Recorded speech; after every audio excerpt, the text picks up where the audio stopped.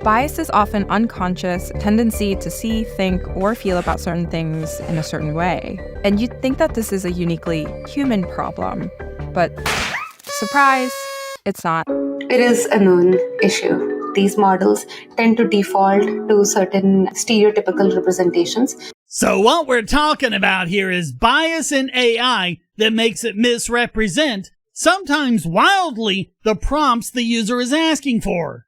And the problem, as we've just seen with Google's Gemini, is that trying to inject your own bias in the form of political correctness will completely ruin your model. Matt Taibbi reported on it after the internet pretty much as a whole laughed at it for making Nazis ethnically diverse and George Washington black. Here's what it generated for U.S. Senator from the 1800s. Then he asked Gemini questions about himself. He got articles that don't exist about people he never talked about, including a totally made-up quote about Jews having, quote, noses shaped like giant penises. It's just gonna make up crap, which, in fairness, is what large language models are designed to do.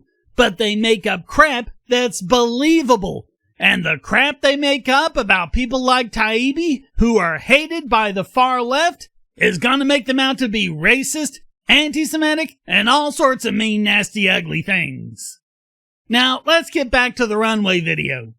This process is crucial to ensure fair and equitable use of AI technologies.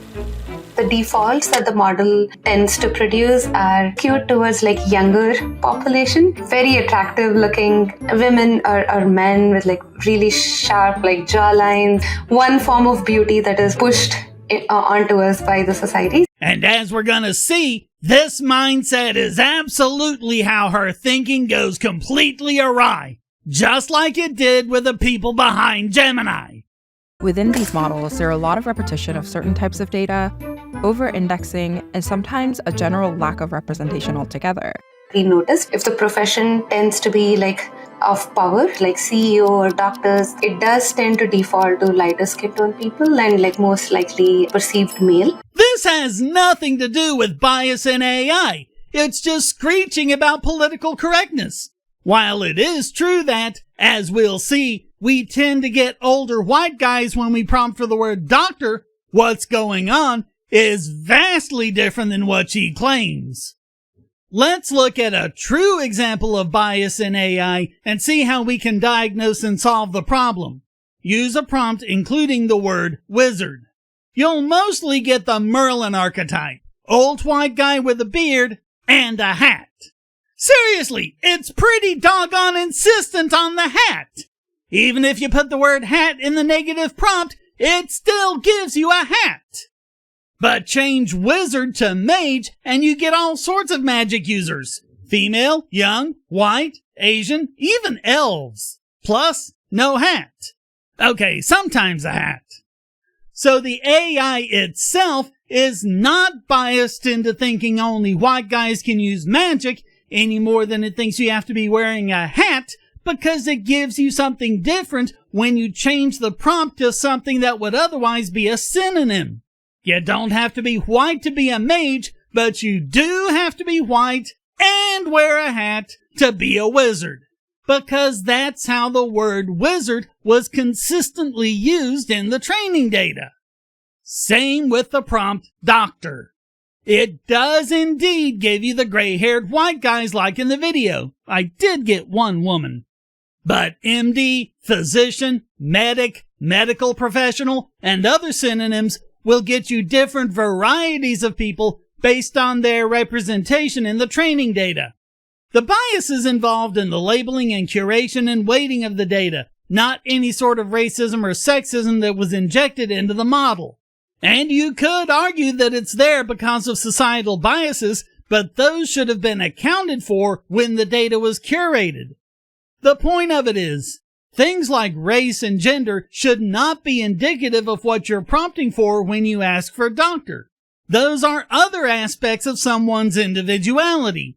It's the association of those things during training that's causing the problem. If you understand that, you'll understand why the solution she's about to propose will not work.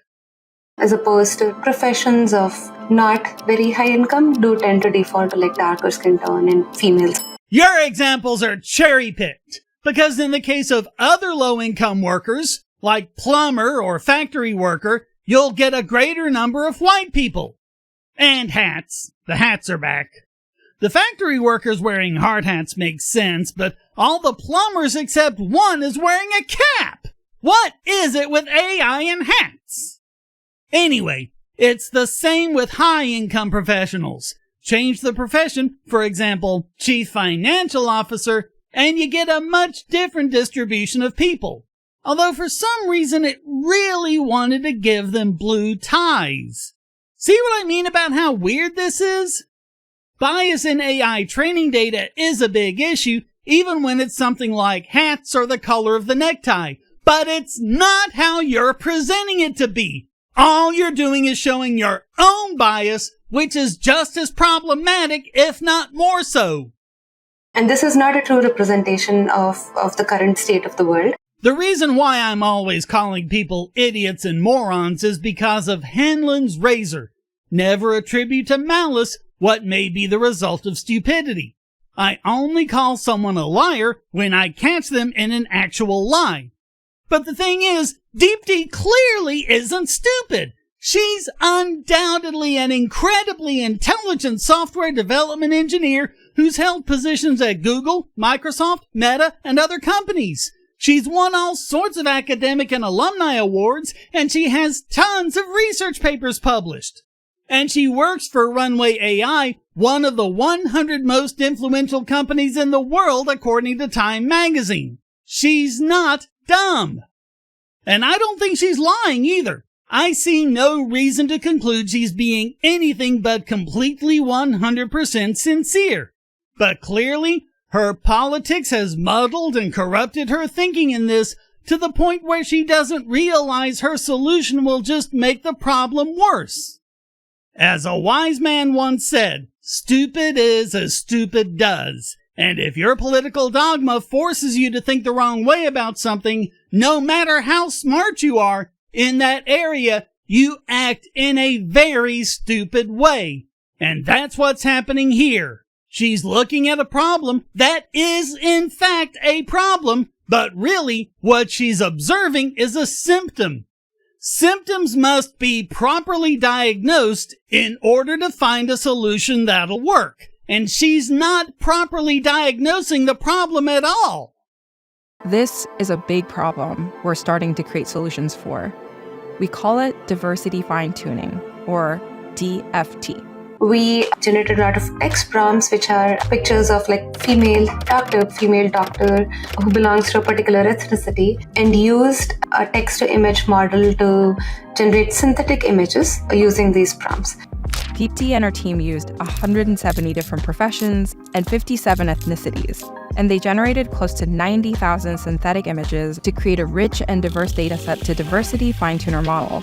So the big problem is you're not actually training it with real-world data.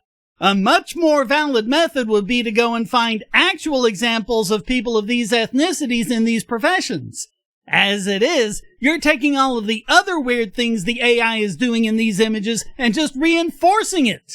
You might end up with better representation, but it'll be harder to deal with things like misshapen hands or other unrealistic things in these images.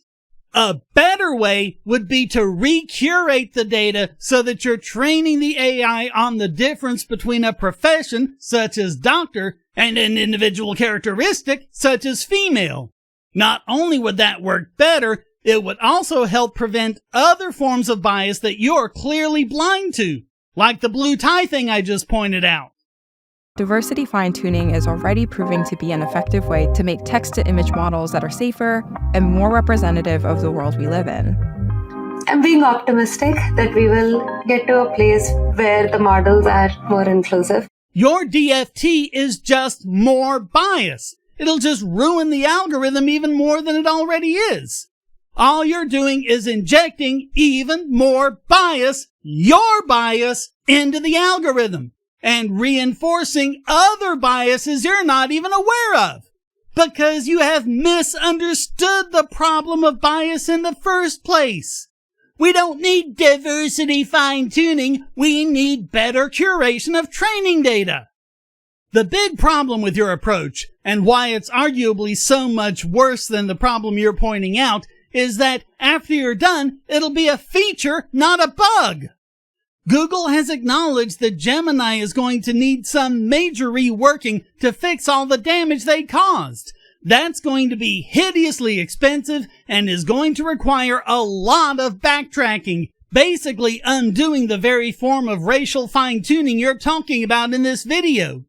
It's not about ensuring egalitarian representation in the output or whatever crap you're on about. It's about giving the user what they ask for and making it easier for the user to correct it and specify what they want, even when it goes against the training data. And anyone who spent all day trying to get rid of a freaking hack can tell you that. DFT really should stand for Don't Fucking Try! So thanks for watching. Please hit like and subscribe, leave a comment, and go to donate.bogosity.tv to keep me doing what I do. And check out all the great content here, like this video selected just for you.